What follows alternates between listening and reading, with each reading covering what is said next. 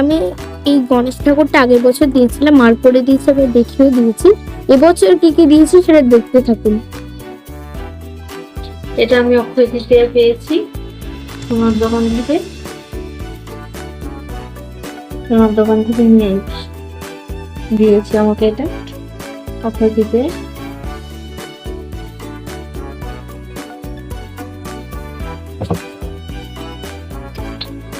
আর এখানে আমার তোমার দিয়েছে একটা কাপটা দিয়েছে, খুবই সুন্দর হয়েছে কাপটা, দিয়েছে